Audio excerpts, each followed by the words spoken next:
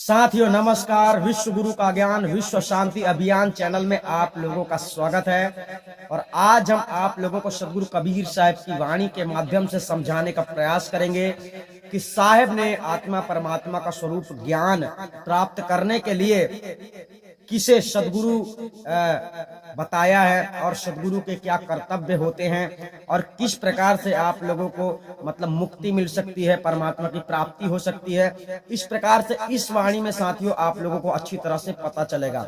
संसार में लोग नाना प्रकार के ग्रंथों से ज्ञान देते हैं, नाना प्रकार से उपदेश करते हैं, भक्ति साधना सिखलाते हैं परमात्मा की प्राप्ति के लिए, मतलब मोक्ष की प्राप्ति के लिए। लेकिन मोक्ष का असली भेद क्या है आप लोगों ने ये नहीं जाना, ये किसी ने नहीं बताया, अच्छी तरह से नहीं समझाया। तो साथियों इसी कारण से आज वर्तमान में कबीर पंथी भी भटक रहे हैं। मतलब कबीर साहब का एक वास्तविक उपदेश नहीं प्राप्त हो रहा है किसी को, अर्थात कबीर पंथ में भी लोग भक्ति कर रहे हैं लेकिन उनको भी कबीर साहब ने जैसा उपदेश दिया है वैसा उपदेश नहीं दिया जा रहा है। इस कारण से कबीर पंथ में भी लोग मरकर 84 जा रहे हैं, मतलब 84 लक्ष्य योनियों में जा रहे हैं भटकने के लिए, क्योंकि कबीर साहब ने जो ज्ञान दिया है वो ज्ञान लोगों को प्राप्त नहीं हो रहा है। तो साथियों निश्चित रूप से लोगों को भटकना ही है। तो चलिए इस वाणी से जानने को मिलेगा कि मोक्ष का वास्तविक रहस्य क्या है, मोक्ष का वास्तविक रास्ता क्या है और सदगुरु कौन होता है। ये सारी बातें साहब ने इस वाणी में बतलाया है। तो चलिए जानते हैं वाणी क्या कहती है, उसे अच्छी तरह समझने का प्रयास करते हैं। वाणी की प्रथम कड़ी है साथियों, भाई कोई सतगुरु संत कहावे, जो नयन अलख लखावे। सबसे प्रथम शब्द कहता है भाई कोई सदगुरु संत कहावे, जो नयनन अलख लखावे।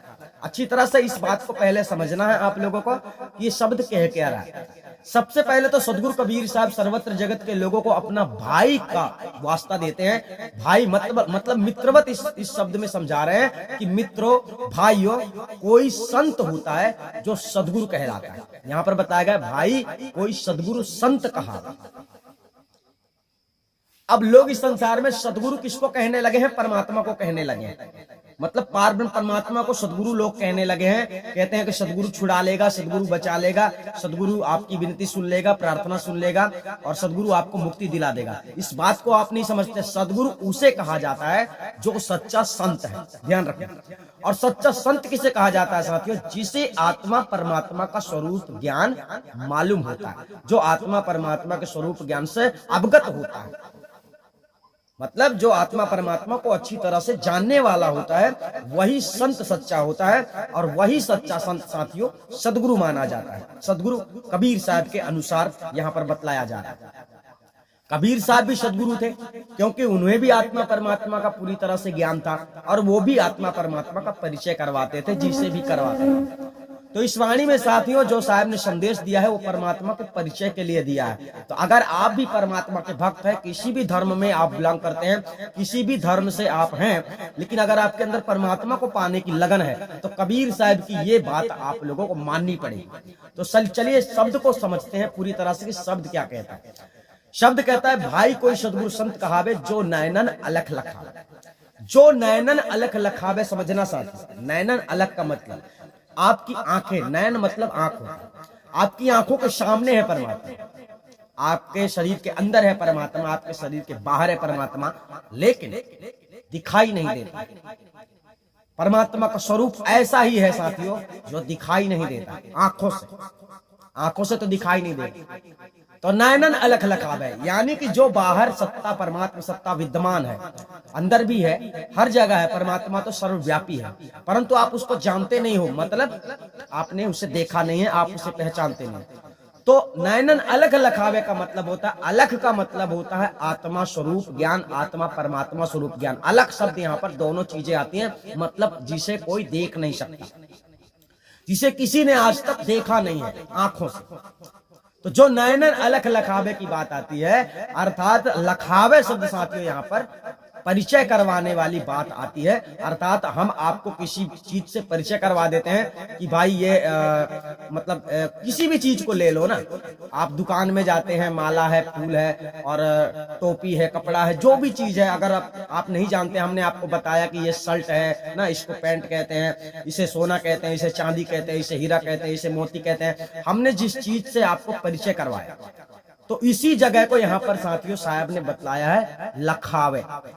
लखावे शब्द होता है परिचय करवाने वाली बात, समझ गए। अब बात यहाँ पर लखावे शब्द क्यों लगाया गया है साथियों, क्योंकि जिसकी हम बात कर रहे हैं, जिसकी सतगुरु कबीर साहब ने बात कही है, उसका कोई नाम नहीं होता है, उसका कोई वर्णन नहीं कर सकता है, वो अकह नाम कहा जाता है, नी अक्षर नाम कहा जाता है, अर्थात बोलने में नहीं आता। जब बोलने में नहीं आता तो हम आपको कैसे यहाँ पर समझा दें, मतलब जब आपको आत्मा परमात्मा का स्वरूप ज्ञान करवाया जाएगा तब आपको ज्ञात होगा कि वास्तव में ये है जिसका वर्णन कोई कर नहीं सकता, है ना।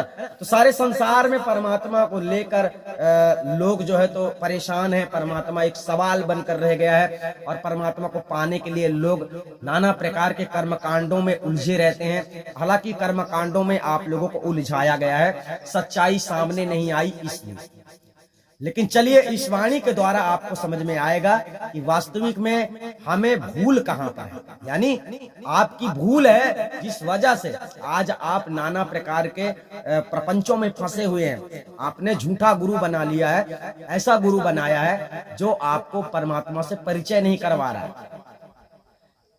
आपने ऐसा गुरु बनाया है जो खुद परमात्मा को नहीं जानता है, आत्म स्वरूप को नहीं जानता है, जीवन का उद्देश्य नहीं समझता है। ऐसे लोगों को आप गुरु बनाते हैं तो आप मतलब मंजिल नहीं प्राप्त कर पाते हैं, आपकी भक्ति जो है तो सफल नहीं होती। तो भक्ति सफल बनाने के लिए, भक्ति में कामयाबी हासिल करने के लिए सदगुरु कबीर साहब को पकड़ना होगा, अर्थात सदगुरु कबीर साहब की बातों को समझना होगा। तो यहाँ पर सबसे प्रथम शब्द कहा, भाई कोई सदगुरु संत कहावे जो नैनन अलख लखा।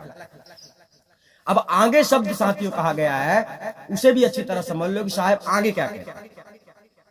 आगे शब्द कहता है, डोलत डींगे ना बोलत बिसरे, अस उपदेश दृढ़ावे।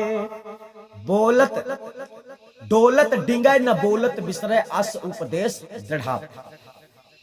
कहने का तात्पर्य साथियों यहाँ पर डोलत डिंगे, डोलत डिंगे का मतलब आप चलते फिरते रहते हैं, है ना, बैठते हैं, उठते हैं, खाते पीते हैं, सोते जागते हैं। इस प्रकार से आपके चलने फिरने से वो वस्तु, जिस वस्तु की बात हो रही है, यानी परमात्मा साथियों चलायमान नहीं है, अचल है, अविनाशी, अचल अविनाशी, वो चलता फिरता नहीं है। यानी आप चलते हैं तो वो हिल नहीं सकता, तो ज्ञान की बात चल रही है। अगर आपके शर्ट के जेब में कुछ रखा हो, पैंट के जेब में कुछ रखा हो, अगर आप चलेंगे तो वो भी हिलेगा, लेकिन वो आत्म सत्ता, परमात्मा सत्ता ऐसा ज्ञान है साथियों कि आप चलते हैं तो भी वो हिलता नहीं, है ना। डोलत डिंगे ना बोलत बिसर, मतलब आपके चलने फिरने से वो हिलता नहीं है, डुलता नहीं है और खराब भी नहीं हो सकता। दूसरी बात ऐसी है कि बोलते, अर्थात आप बात करते जाते हो, कभी कभी ऐसा होता है कि आप बात करते जाते हो, आपने थोड़ी देर पहले क्या बोला था, क्या आपने सुना था, वो भूल जाते हो। लेकिन आपको जो उपदेश आत्मा परमात्मा स्वरूप ज्ञान वाला गुरु से प्राप्त होता है, वो साथियों आप लोग उसे कभी नहीं भूल सकते। परमात्मा का परिचय आपको जानना तो है। एक बार आपने जान लिया कि भाई ये समोसा है ना, ये मतलब ये बर्तन है, ये सोना है, चांदी है, ये आम है, ये सेव है, ये अनार है। एक बार आपने जिस चीज को जान लिया उसे आप कभी नहीं भूलेंगे। तो मान लो एक बार आम संतरा सेव को तो भूल भी सकते हो, मान लो इनका नाम है तो आप भूल जाओगे इसको, लेकिन परमात्मा स्वरूप ज्ञान जब आपको ज्ञात हो जाएगा तो उसे आप कभी नहीं भूलोगे। अब यहाँ पर आपको सीधे समझ लेना है कि जो सदगुरु कबीर साहब का उपदेश है, जो संतों का उपदेश होता है, वो उपदेश यही है, आत्मा परमात्मा का स्वरूप ज्ञान। ऐसा उपदेश आप लोगों को मिलता है ना। तो सबसे पहले बात तो गुरु जो होते हैं, गुरु से प्रथम ज्ञान आपको प्राप्त करना होता है, आत्मा परमात्मा का स्वरूप ज्ञान। अगर ये ज्ञान आपको गुरु ने नहीं दिया है तो गुरु ने आपको कुछ भी ज्ञान नहीं दिया, चाहे कितने भी ग्रंथ को बढ़ा दिया हो, चाहे कितनी भी बातें जानकारी दे दी हो, उससे कुछ नहीं होता। आत्मज्ञान बिना आपका कल्याण होने वाला नहीं है। इसलिए सदगुरु कबीर साहब समझाना चाहते हैं, भाई कोई सदगुरु संत कहावे जो नैनन अलख लखा, दौलत डिंगे न बोलत बिसरे अस उस उपदेश दृढ़ावे। अर्थात गुरु का जो वास्तविक उपदेश होता है वो आत्मा परमात्मा का स्वरूप ज्ञान परिचय करने वाला होता है, और ये काम साथियों मात्र 5 सेकंड के अंदर पूरा हो जाता है। ऐसा ही मत समझना कि सालों लग जाएंगे, 2 साल लग जाएंगे, 10 साल लग जाएंगे, ऐसा नहीं। स्वरूप ज्ञान आपको क्षण मात्र में प्राप्त होते हैं। अब चलिए इसके आगे सदगुरु कबीर साहब क्या कहते हैं उसे भी अच्छी तरह समझ लेते हैं। इसके आगे सदगुरु कबीर साहब कहते हैं, आंखें न मूंदे कान न रूंदे ना अनहदे अरुझावे, प्राणायाम क्रिया से न्यारा,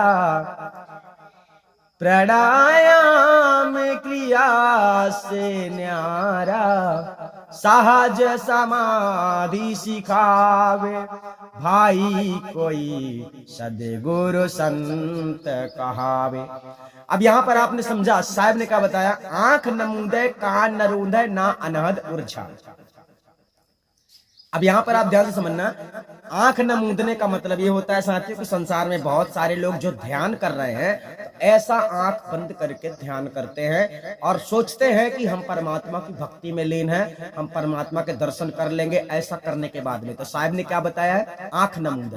कहने का तात्पर्य है आपको आंख मूंदने की आवश्यकता नहीं पड़ती है। जब आपको सत्य ज्ञान प्राप्त होगा साथियों, ऐसा तब आप समझ पाओगे। अभी तो आप लोगों को लगता होगा कि हम झूठ बोल रहे हैं, लेकिन साहिब का उपदेश क्या कह रहा है, शायद उस पर विश्वास कर लोगे तो आपको किसी भी प्रकार से संशय नहीं होगा। तो साहिब ने कहा आंख न मूंदे कान न रूंदे। कान न रूंदे का मतलब कान बंद करने की आवश्यकता नहीं है, ऐसा करने की आवश्यकता नहीं है ना। ऐसा नहीं करने, सच्चा गुरु आपको ऐसा करने के लिए नहीं कहेगा। सच्चा गुरु आपको आंख मूंद के ध्यान करने के लिए नहीं कहेगा। सच्चा गुरु आपको अनहद की धुनें सुनने के लिए नहीं कहेगा। ये कौन कहेगा, जो आपको उलझा रहा है। कौन, जो आपको उलझा रहा है, ना अनहद उलझा। प्राणायाम क्रिया से न्यारा सहज समाधि सिखा। प्राणायाम क्या है? प्राणायाम ये जो योग साधनाओं के नियम होते हैं इसे प्राणायाम कहा जाता है। अर्थात इसके जो नियम कानून संविधान जो भी बनाए गए होते हैं, लोग बनाते हैं, 3 बजे उठना, 4 बजे उठना, ऐसे बैठना, वैसे बैठना, ये नाना प्रकार की क्रिया जो बतलाते हैं प्राणायाम क्रिया, ये क्रिया मानी जाती है। इससे अलग सदगुरु कबीर साहब के अनुसार जो संत ज्ञान देते हैं, सतगुरु ज्ञान देते हैं, वे तुम्हें अलग सहज समाधि सिखलाते हैं। अब सहज समाधि आप लोगों को समझना होगा। सहज समाधि साथियों ये नहीं है जो हम अभी बैठे हैं ऐसे और ऐसे हम कपड़ी में ध्यान लगा लें, ये सहज समाधि नहीं है। साहब ने ऊपर शब्द में कह दिया ना, आंख न मूंदे कान न रूंदे, यहां से आपको समझना है, क्योंकि आंख न मूंदने के लिए कहा गया और ध्यान लगाने के लिए ऐसा अगर आप ध्यान लगाएंगे तो लगा नहीं पाएंगे, आंख मूंदना ही पड़ेगा। जब आंख आप मूंद लेते हैं यहीं से बात खंडित हो जाती है, यानी कबीर साहब ने जो कहा है आप वो नहीं कर रहे, आप कुछ अलग कर रहे हो। तो यहाँ पर साहब कह रहे हैं प्राणायाम क्रिया से न्यारा सहज समाधि सिखावे। सहज समाधि क्या है ये हम आप लोगों को बतला देते हैं। सहज समाधि होती है साथियों सबसे पहले परमात्म स्वरूप का ज्ञान प्राप्त करना और फिर अपने आप को परमात्म सत्ता में झांकना, अपनी स्थिति परमात्मा सत्ता में बनाना। यानी अभी आप परमात्मा को नहीं जानते हो, परमात्मा कैसा होता है, कहाँ है।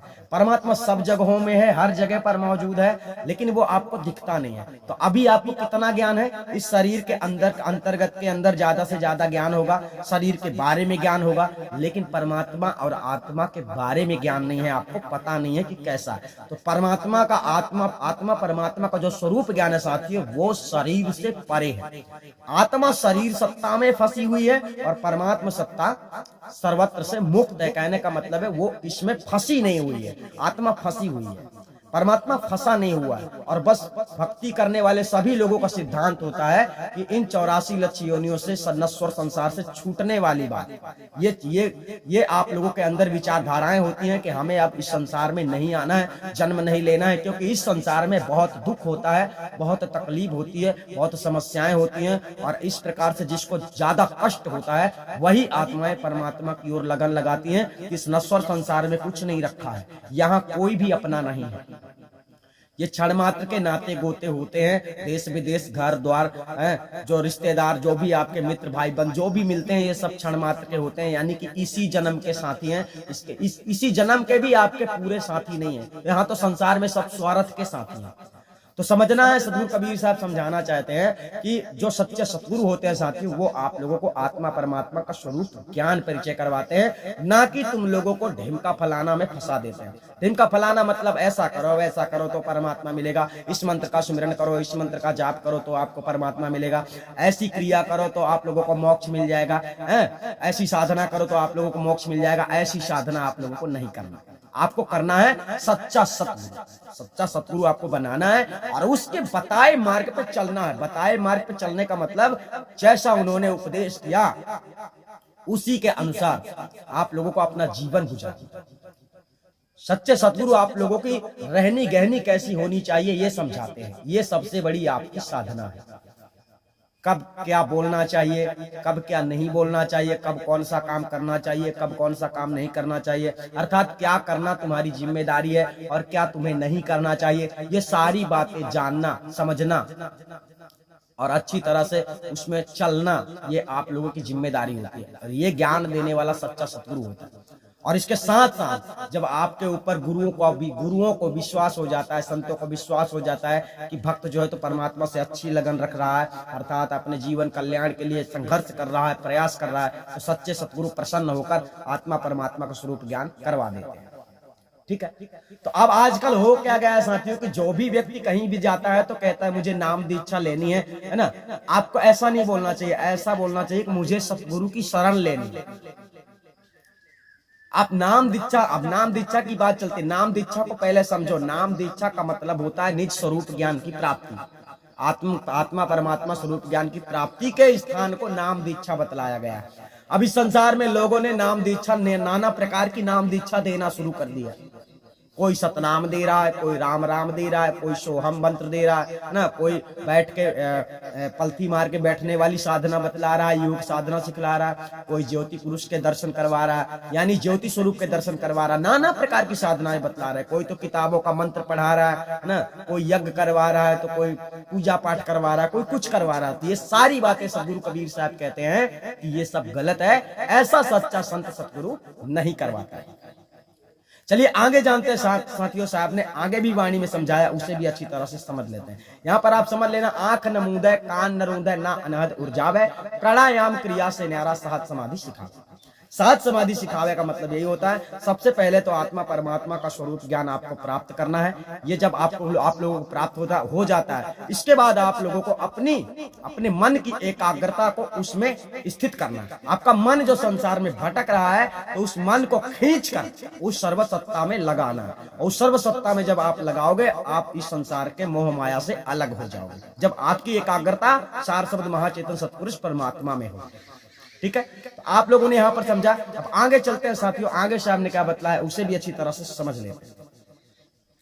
आगे शब्द कहता है, कर में करे और रहे अकरमी, कर में करे और रहे अकरमी, ऐसी युक्ति बतावे, यह मन जाए जहां लगता वहीं, परमात्म दर्शावे, भाई कोई सदगुरु संत कहावे। अब यहां पर समझना, साहब ने क्या कहा, यह मन जाए जहां लगता वहीं, परमात्म दर्शन। एक शब्द तो ये हो गया है ना। मतलब सदगुरु कबीर साहब कहते हैं कि परमात्मा का दर्शन, परमात्मा का ज्ञान स्वरूप आप लोगों को तब प्राप्त होता है जब प्राप्त होता है उस स्थिति में अब आपको पहुंच जाना है। थोड़ी से साहब ने क्या बतलाया है, आत्मा परमात्मा का जो स्वरूप ज्ञान है वो साथियों कल्पना के परे है। कल्पना एक मनुष्य के अंतर्गत मन से उत्पन्न होने वाली उस कला का नाम है कि जिस चीज को हम नहीं जानते हैं उसके बारे में हम कल्पना करते हैं। जैसे परमात्मा को नहीं जानते लोग, तो परमात्मा के बारे में लोगों ने कल्पना की। संसार के लोगों ने परमात्मा के बारे में कल्पना की कि परमात्मा ऐसा होगा। इसीलिए अज्ञानी लोग संसार में जितने लोगों ने कल्पना की है वे सभी लोग आज परमात्मा के नाम पर भटक रहे हैं। बात वही है, कल्पना किया और उसी को सत्य मान लिया, सत्य समझ लिया। तो कल्पना में आपको नहीं रहना। जहां तक आप कल्पना कर सकते हैं वहां तक परमात्मा सत्ता का ज्ञान नहीं। तो जो ज्ञान आप लोगों को गुरु से प्राप्त होता है वो साथियों कल्पना के परे है। ध्यान रखें, आप उसकी कल्पना भी नहीं कर सकते। जब वो आपको प्राप्त होगा तब आप इस बात को समझेंगे, जानेंगे। आजकल तो क्या है, परमात्मा के बारे में लोग इतना मतलब अच्छा तरीके से समझाते हैं कि लोग आसानी से समझ लेते हैं। उनकी कल्पनातीत मनगढ़ंत बातों से जैसा उन्होंने कल्पना किया और समझा उसी प्रकार से लोगों को समझा दिया जाता है और लोग आसानी से समझ जाते हैं, वहीं से भ्रमित हो जाते हैं। तो साहब ने क्या बताया, कर्म करे और रहे अकर्मी ऐसी युक्ति बता। इस यहाँ पर क्या भेद है ये समझना। संसार में साथियों जितने मनुष्य जितने प्राणी हैं सबको कर्म के अनुसार ही परिणाम मिलता है। तो आप जब सत्कर्म करते हैं आप लोगों को ऐसा मार्ग दिया जाता है, ऐसे आदेश किए जाते हैं गुरु से, आपको ऐसे हुक्म किए मतलब आदेश मिलते हैं जिन आदेश पे चलकर आप अकर्मी रहते हैं। यानी कहने का तात्पर्य है कर्म करे और रहे अकर्मी ऐसी युक्ति बताए। यानी जब आप कोई भी काम करते हैं, विशेष रूप से जब कोई आप काम करते हैं, अगर आप गुरु से परमिशन लेते हैं, अगर गुरु के हिसाब से ऐसा लगता है कि ये बच्चा ऐसा काम करेगा तो दोष लग जाएगा, तो गुरु आपको रोक देगा कि बेटा ये काम तुम्हें नहीं करना। ये आपको पता नहीं है भाई, ये आपके ऊपर आपकी स्थिति बतलाएगी, आप किस समय कौन सा काम कर रहे हैं हमें क्या पता, गुरु को क्या पता। जब आप गुरु को बताएंगे मैं ऐसा काम करने जा रहा हूं, तो अगर वो आपके लिए गलत है, अगर वो आपके लिए दोषी साबित हो सकता है तो गुरु उस काम को नहीं करने देगा, मना करने देगा। तो कर्म करे और रहा कर्मी, आप लोगों को ऐसा सत्कर्म का रास्ता दिया जाता है जिससे आपके दोष नष्ट हो जाते हैं। जो दोष आपके पुराने भी होते हैं वो भी नष्ट हो जाते हैं और आगे से आप लोगों के ऊपर दोष नहीं लगते हैं, ऐसा मार्ग बतलाया जाता है। तो कर्म करे और रहा कर्मी ऐसी युक्ति बताई। तो सदगुरु कबीर साहब ने ऐसी युक्ति बताई है। अब लोग संसार में क्या करते हैं, परमात्मा को पाने के लिए युक्ति बताते हैं। पूजा पाठ करने वाली युक्ति, जप तप करने वाली युक्ति, कपड़िया में ध्यान साधना करने वाली युक्ति, इस प्रकार की युक्ति लोग बतला रहे हैं। लेकिन सदगुरु कबीर साहब ऐसा युक्ति कभी भी नहीं बतलाए परमात्मा को पाने के लिए, क्योंकि परमात्मा का स्वरूप ज्ञान जो है गुरु से प्राप्त होता है। तो फिर संशय, ये तो मतलब संशय की बात हो गई ना। मतलब सदगुरु कबीर साहब ने ढूंढने के लिए नहीं बोला और लोग जो है तो ढूंढने के लिए कहते हैं। मतलब यह मन जाए जहां लग तभी परमात्मा दर्शावे। यहां पर सीधे समझ लेना है कि मन की पहुंच वहां तक नहीं है। कहां तक? जहां का ज्ञान मतलब सदगुरु कबीर साहब ने दिया है, जो सच्चे गुरु का वास्तविक ज्ञान होता है, जो आत्मा परमात्मा का वास्तविक स्वरूप ज्ञान होता है, वो साथियों मन की कल्पना से भी परे है। यानी मन की पहुंच वहां तक नहीं है। मन की पहुंच कहां तक है?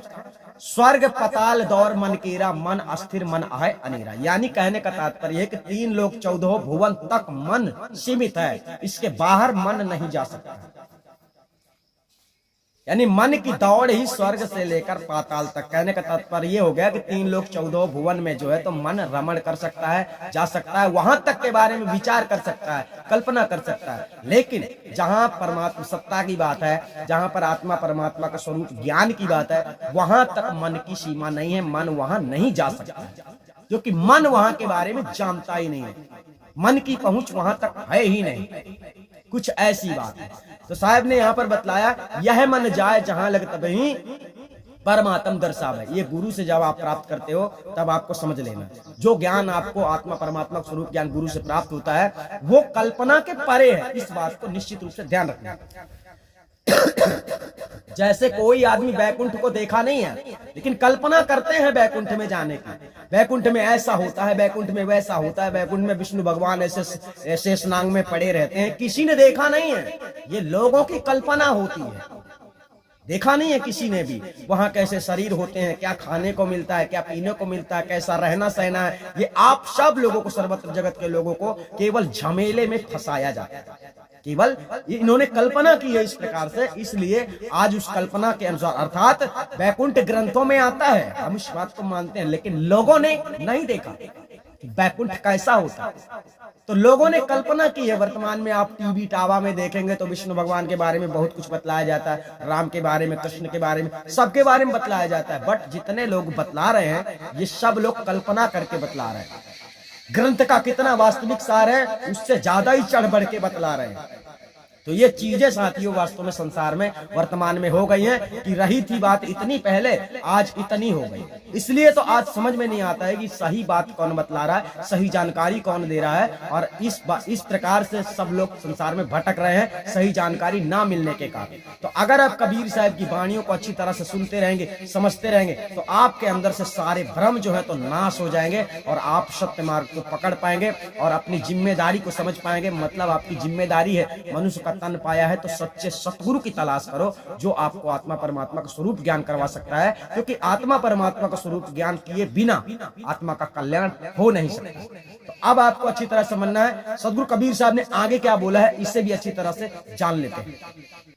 आगे सदगुरु कबीर साहब कहते हैं, सदा बिलासे आश नहीं मन में, सदा बिलासे आश नहीं मन में, भोग में जोग रमावे,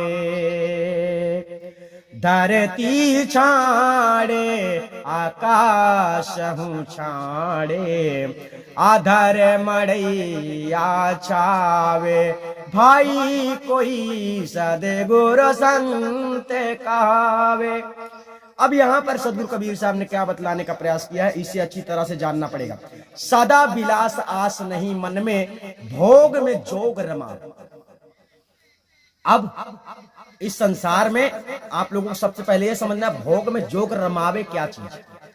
ये मनुष्य का जो शरीर होता है साथियों, भोग और मोक्ष दोनों का साधन है मनुष्य का शरीर।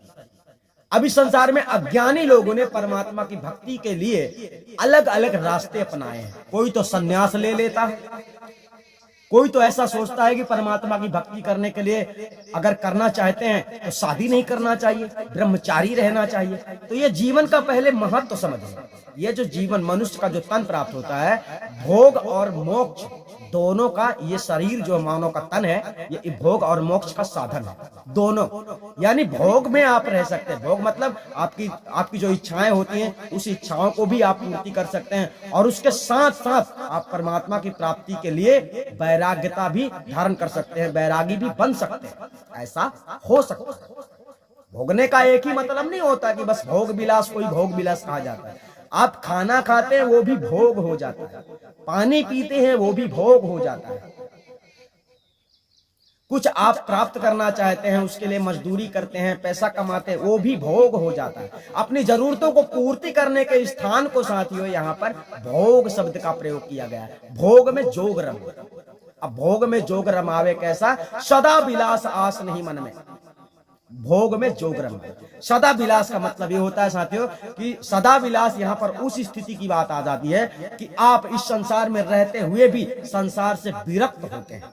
विरक्त मतलब आपकी सुरति, आपकी लगन परमात्मा में होती है, आपकी सुरति परमात्मा में स्थायी होती है और आप इस संसार में रमण करते हैं, मतलब विचरण करते हैं। इस संसार में ही रहते हैं, बोलते हैं, मिलते हैं, जुलते हैं, खाते हैं, पीते हैं, हंसते हैं, ये सब कुछ संसार की क्रियाओं को आप करते रहते हैं। लेकिन आपकी सुरति जो है तो परमात्मा सत्ता में लगन रहती है, परमात्मा सत्ता में विलीन रहती है, समाई हुई रहती है। ऐसा तब होता है जब परमात्मा को आप जानते हैं। मतलब आप करते सब हैं, करना है, लेकिन आपका मन यहां नहीं लगेगा, आपका मन वहां लगा रहता है। ठीक है, आपकी सुरती यहां नहीं ठहरती है। अभी सुरती जो है तो सूरत फंसी संसार में ताते पर गौ दूर, सूरत बांध स्थिर करो आठों पहरा जूर। अब इसको अच्छी तरह समझना कि आपकी विचारधाराओं में जो सुरती समाई हुई है वो सुरती जो है तो आपकी विचारधाराओं के अंतराल फंस कर सारे संसार में उलझी हुई है। बच्चे में, माँ में, भाई में, बहन में, धन में, दौलत में, है ना, देश में, दुनिया में, इस प्रकार से सुरती आप लोगों की उलझी हुई है विकारों में, विषय वासनाओं में। तो इसे समेटना है साहिब की इस प्रकार से साधना है। तो सदा विलास आस नहीं मन में। जब आप किसी की आशा नहीं रखोगे, यहाँ पर समझाया गया आशा तो रखना ही नहीं चाहिए। ऐसा जब आप कर्तव्य करते हो परिणाम आपको तभी मिलता है, तो आशा रखने का क्या फायदा है। तो सदा विलास साथियों परमात्मा सत्ता में स्थिति होने वाली जगह को बतलाया गया है, उसी जगह को यहाँ पर सदा विलास बतलाया गया है। अर्थात परमात्मा सत्ता में आप रमण रहते हैं, इसका मतलब है सदा विलास। और भोग में जोग रमावे का मतलब होता है इस संसार में शरीर में रहते हुए आत्मा का कल्याण करने के लिए आप लोगों को भोगना भी जरूरी है, यानी जिन चीजों की जरूरत है आप लोगों को उसकी पूर्ति भी करना आवश्यक है, इसका मतलब हो गया भोग। और इसी में जोग रमावे का मतलब ऐसा संविधान आप लोगों को बताया जाता है कि आप परमात्मा को प्राप्त हो, परमात्मा को पाने के काबिल बन जाए। कहने का तात्पर्य है कि परमात्मा में आपकी स्थिति बन जाए, आपको ऐसी विद्या सिखलाई जाती है गुरु के द्वारा। अब ऐसी विद्या का मतलब ये नहीं कि ध्यान साधना आपको करना है, ये भी ध्यान रखना, ध्यान नहीं करना, ध्यान तो करना ही नहीं। आपके अंतर्गत संशय रूपी मृगों को मारने के लिए गुरु के ज्ञान रूपी बाणों की आवश्यकता होती है। जब शब्द भेदी बाण आप लोगों को प्राप्त होते हैं तो उससे संशय रूपी मृग घायल हो जाते हैं। अर्थात आपके मन को शांति तभी होती है जब किसी प्रकार का संशय नहीं होता है। और मनुष्य को संसार में जो है तो परमात्मा के नाम का एक संशय हो गया है, जैसे हमारा अल्लाह है ना, हमारा राम, हमारा शंकर भगवान है ना, हमारा फलाना ढिमका। जैसे जैसे लोग जो संसार में अपने अपने इष्ट समझ रहे हैं, मान रहे हैं, परमात्मा स्वीकार करते हैं, है ना। जैसे वर्तमान में धीरेन्द्र शास्त्री को ले लो, बालाजी, हनुमान, कोई सब बतला रहा, जैसे कि वही दुनिया चला रहा।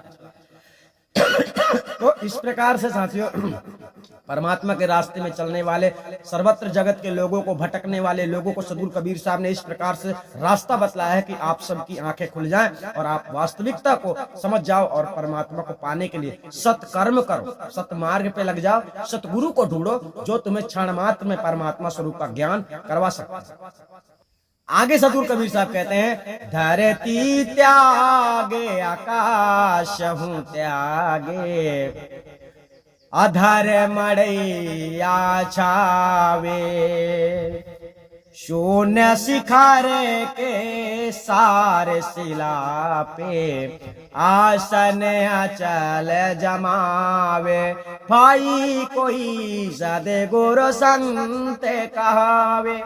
चलिए अब यहाँ पर सद्गुरु कबीर साहब ने क्या बतलाया, धरती त्याग आकाशों त्याग अधर मड़ैया छाव। सबसे पहले समझना, धरती त्याग मतलब जब आप लोगों को आत्मा परमात्मा का स्वरूप ज्ञान प्राप्त हो जाता है साथियों, तब आप लोगों को इस धरती में बैठकर परमात्मा के दर्शन करने की आवश्यकता नहीं होती है। मतलब बहुत लोग परमात्मा के दर्शन करने के लिए ऐसा बैठते हैं ना, और बैठने के बाद नाना प्रकार की साधना करते हैं। धरती त्याग आकाशों त्याग। अब आकाशों त्याग का मतलब साथियों ये होता है कि ना आपका स्थान जो है तो धरती में होता है, ना आपका स्थान आसमान में होता है। अब आसमान में समझ लो कैसा है, कुछ लोग ऐसे ही परमात्मा को दिखा देते हैं सामने कि ये परमात्मा का ही स्वरूप है। तो आपको उधर, अब देखो ध्यान साधना में क्या होता है, ब्रह्मांड की ओर जीव को ले जाया जाता है, और ब्रह्मांड में जीव जो है तो नाना प्रकार से, जैसे ज्योति पुरुष के दर्शन करता है, या फिर अनहद की धुनें सुनता है, या फिर और भी नाना प्रकार के सगुण स्वरूप दिखाई पड़ते हैं। तो इस प्रकार से साथियों सद्गुरु कबीर साहब इस चीज को खंडन करते हैं। यानी आपका परमात्मा जो है, परमात्मा को पाने के लिए ना आसमान में बैठने की आवश्यकता है, ना आप लोगों को धरती में बैठने की आवश्यकता है। परमात्मा सत्ता की स्थिति में आप लोगों को जाना है, और उसका मतलब हो जाता है परमात्मा में रमण होना। ठीक है ना। जब आप परमात्मा में रमण हो जाते हैं तब आपका स्थान कहाँ आ जाता है, अधर में। अधर का मतलब ना ऊपर ना नीचे। तो यहाँ पर साहब ने बताया, धरती त्याग आकाशों त्याग अधर मड़ैया छावे, शून्य शिखर के सार शिला पर आसन अचल जमाना। आपका स्थान जो है साथियों, सार शब्द महाचेतन सत्पुरुष परमात्मा में है, निज स्थान, निज मुकाम। अर्थात आप जहां से आए हैं, जिस जगह को आप छोड़ चुके हैं, उस स्थिति में पहुंचने का मतलब होता है सार शब्द में रमण होना। उस स्थिति में पहुंचने का मतलब होता है सार शब्द में रमण होना। कोई सीढ़ियां नहीं लगी है कि चढ़ के तुमको जाना है, कि तुमको दूसरे लोक में जाना है, ऐसा बिल्कुल भी आप लोगों को समझना नहीं है। ठीक है। सार शून्य शिखर, शून्य शिखर साथियों क्या होता है, ये शून्य का शिखर है, यानी ये शून्य ब्रह्मांड मंडल का ये शिखर माना जाता है। और इसके ऊपर के हिस्से से आपको शरीर के बाहर जाना है, तो शरीर के बाहर जाने के लिए शून्य शिखर शब्द साथियों ऊपर बतला दिया गया, शून्य शिखर के सार शिला। यानी शून्य से यहाँ सर से परमात्मा सत्ता आपसे टच है, ध्यान रखें। परमात्मा सत्ता आपसे शून्य से यहाँ से शिखर से टच है। यहाँ पर सार शब्द स्वरूप महाचेतन सत्पुरुष परमात्मा पूरी तरह से विद्यमान है समुद्र स्वरूप में, तो उसमें तुमको रमण होना है। तो साहब ने बताया सार शब्द के शून्य शिखर के सार शिला पर आसन अचल जमा। सार शिला क्यों बतलाया गया? शिला मतलब होता है पत्थर, हालांकि वो पत्थर नहीं है, बल्कि सार शब्द के स्थान में आपकी स्थिति की बात चल रही है कि आपको उसमें बैठना है, उसमें आपको बैठना है। तो आपकी अवस्था साथियों जब वो हो जाती है, आपको जब आत्मा परिचय हो जाता है, परमात्मा का स्वरूप ज्ञान परिचय हो जाता है, अच्छी तरह से लगन हो जाती है और आप परमात्मा सत्ता को अच्छी तरह से जान लेते हैं, तो आपका स्थान उसमें हो जाता है। शरीर से आपका नाता टूट जाता है, आप शरीर से आवागमन के चक्करों से छूट जाते हैं। आप जीते जी जब उसमें अपना स्थान बना लेते हैं, अपनी स्थिति बना लेते हैं, रमण हो जाते हैं सार शब्द में। उसी शब्द को यहाँ पर साहब ने कहा है, शून्य शिखर के सार शिला पर आसन अचल जमावे। कौन? सदगुरु कबीर साहब के अनुसार जो ज्ञान देने वाले सच्चे संत होते हैं, सच्चे साधु होते हैं। तो गुरु का ये ज्ञान है साथी। अभी यहाँ पर क्या है, लोग आप लोगों को यहाँ आसन दे रहे हैं, कहाँ? यहाँ बैठ के ध्यान करो, इस प्रकार का आसन आप लोगों को दे रहे हैं। तो साहब ने क्या बताया? धरती छाण आकाशम त्याग गए। आप लोगों का आसन कैसे लगना चाहिए? कौन सा आसन है आपको? कौन सा सिंहासन है? सदगुरु कबीर साहब ने जो सहज समाधि बतलाई है, आत्मा परमात्मा का स्वरूप ज्ञान दिया है और परमात्मा में रमण होने वाली जो विद्या आप लोगों को सिखलाई है, वो है साथियों शून्य शिखर के सार शिला पे आसन अचल जमा। अब बात वो है कि सार शब्द स्वरूप ज्ञान आपको परिचय करवाते ही नहीं है लोग, और लोग क्या कहते हैं? इसमें बैठो, इसमें बैठो, मतलब सूरत को शब्द में जोड़ो, सूरत को शब्द में जोड़ो, ऐसा बोल रहे हैं। तो यही बात साथियों गलत हो जाती है। सदगुरु कबीर साहब के आपको बातों को समझने का प्रयास करना है। सदगुरु कबीर साहब ने बहुत सरल तरीके से परमात्मा स्वरूप का ज्ञान दिया है, परिचय दिया है, लेकिन फर्क यह है कि आप लोगों को समझने में टाइम लग सकता है, क्योंकि आप लोग इतना जल्दी नहीं समझेंगे, क्योंकि परमात्मा सत्ता से बिछड़े हुए, परमात्मा सत्ता से अलग हुए आपको बहुत समय हो गया। अब अलग होने का मतलब ये नहीं कि आप उससे दूर हो गए हो, नहीं, उसकी अवस्था से आप गिर गए हो, आपकी अवस्था बिगड़ गई है, आप नश्वर संसार में शरीर में फंस गए हो। काम, क्रोध, लोभ, मोह, लालच, ये सब कुछ आपके अंदर विकार हो गए हैं, जिन विकारों के कारण आप लोग संसार में भटक रहे हैं 84 लक्ष्य योनियों में। आज मनुष्य का शरीर पाया, कल दूसरा शरीर मिलेगा, परसों तीसरा, यानी अब बार बार आप लोगों का जन्म होगा और मृत्यु होगा। इस पीड़ा से छुड़ाने के लिए सदगुरु कबीर साहब ने जो मार्ग दिया है, उसी मार्ग में चलकर साथियों आप लोग परमात्मा सत्ता को प्राप्त कर सकते हैं। इस दुनिया में कोई ऐसा परमात्मा नहीं है जो आपके ऊपर हुकूमत कर रहा है, ये ध्यान रखें। वो परमात्मा नहीं है, जो हुकूमत कर रहा है ना, वो तो काल है, काल।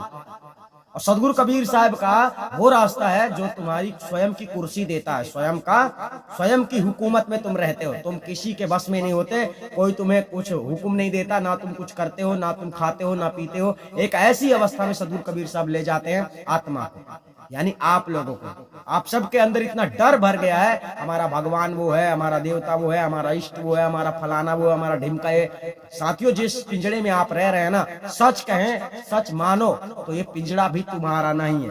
अगर तुम्हारा होता तो छोड़ के जाते क्यों? एक से एक चले गए, सब चले गए। इस संसार में आने के बाद कर्तव्यों को भूल गए, जिम्मेदारी को भूल गए, और इसी कारण से आके जन्म लिए, खाए पिए, ऐश किए और मर गए। यानी आज भी किसी न किसी शरीर को पाकर वे लोग भी तड़पते होंगे, भटकते होंगे कि मनुष्य का तन पाया था तो हमने भक्ति क्यों नहीं की, है ना। तो बाद में बात वही है कि पछताने के सिवा कुछ रह नहीं जाता है। तो सदगुरु कबीर साहब ने ऐसा मार्ग दिया साथियों कि आप अगर भक्ति करते हो तो जरूरी है इन बातों को जानना कि परमात्मा कौन है। क्योंकि आप लोगों को अगर किसी ने गुमराह कर दिया है तो सत्य रास्ते पे चलना, सत्य की खोज करना, सत्य को प्राप्त करना, ये आपका अधिकार है। परंतु आप जब खोजेंगे, प्रयास करेंगे, तभी आपको मिलेगा, ठीक है ना। तो चलिए आगे सदगुरु कबीर साहब क्या कहते हैं उससे भी अच्छी तरह से जान लीजिए। आगे सदगुरु कबीर साहब कहते हैं, भीतर रहा सो बाहर देखे, दूजा दृष्टि न आवे, कहाँ कबीर बसा है हंसा, आवागमन मिटावे, भाई कोई सदगुरु संत कहावे। यहां पर शब्द कहता है, भीतर रहा सो बाहर देखे, दूजा दृष्टि नाम। समझना, आत्मा परमात्मा का एक स्वरूप ज्ञान है, ये सबसे पहले ध्यान रखें। जब आत्मा परमात्मा का स्वरूप ज्ञान से आप अच्छी तरह से अवगत हो जाते हैं, तब साथियों आप लोगों को द्वितीय भाव नष्ट हो जाता है। ये कौन सी बात है? आत्मा और परमात्मा की बात। अभी हम कह रहे हैं आत्मा अलग और परमात्मा अलग, लेकिन जब आत्मा परमात्मा का स्वरूप ज्ञान आपको प्राप्त हो जाता है, आप अच्छी तरह से आत्मा परमात्मा से परिचित हो जाते हैं, तब परमात्मा सत्ता की जगह में आप हो जाते हैं। यानी तब आप यूं नहीं कहेंगे कि मैं परमात्मा का भक्त हूं, नहीं, वो एक ही स्थान होता है। जब आप अपने आप को समझोगे तो परमात्मा को भूल जाओ, जब आप परमात्मा को समझोगे तो खुद को भूल जाओ। मतलब मैं कुछ भी नहीं हूं, ऐसा आत्मा परमात्मा का स्वरूप ज्ञान प्राप्त होने के बाद जो व्यक्ति परमात्मा में रमण हो जाता है, उसके लिए बतलाई गई है, उसकी स्थिति ऐसी हो जाती है सर्वत्र जगत में समदृष्टि। जैसे आप वर्तमान में देख सकते हैं, जगत प्रेमी चंद्रदेव सर्वत्र जगत के आत्माओं से क्यों हृदय से प्रेम रखते हैं? क्योंकि हम सर्वत्र आत्माओं के बारे में जानते हैं, सर्वत्र आत्माओं का स्वरूप एक जैसे ही है, परंतु मन और विचार सबके अलग अलग हैं। फर्क इतना है। तो ऐसा कब होता है? जब आपको आत्मा परमात्मा स्वरूप ज्ञान से आपका परिचय हो जाता है, आप अच्छी तरह से जानने लगते हैं, तो आपको संसार में दूसरा कोई नहीं दिखाई पड़ेगा। मतलब कि वो दूसरा है। जैसे हम किसी को गधा समझें, किसी को दुश्मन समझें, किसी को दोस्त समझें, किसी को माँ बाप समझें, ये सब समझने वाली बात अलग है, लेकिन कोई दूसरा है ही नहीं। मतलब कहने का आत्मा परमात्मा का एक ही स्वरूप है। जब सब एक ही स्वरूप है तो क्या है स्त्री, क्या है पुरुष, क्या है भैंस, क्या है घोड़ा, क्या है गधा, क्या है पशु, सब में वो आत्मसत्ता है। और वो आत्मसत्ता का ज्ञान जब हो जाता है, तब साथियों तुम्हें इस संसार में कोई तुम्हारा शत्रु नहीं दिखाई पड़ेगा, सब तुम्हारे अपने दिखाई पड़ेंगे, क्योंकि तुम्हारे ही जैसे सब है। ऐसा सोच पाना, ऐसा समझ पाना बड़ा कठिन है। ऐसा कब तक नहीं होगा? जब तक आत्मा परमात्मा का स्वरूप ज्ञान परिचय होने के बाद, आपको जब तक परमात्मा में रमण नहीं हो जाओगे, तब तक ऐसा एहसास आप लोगों को नहीं होगा।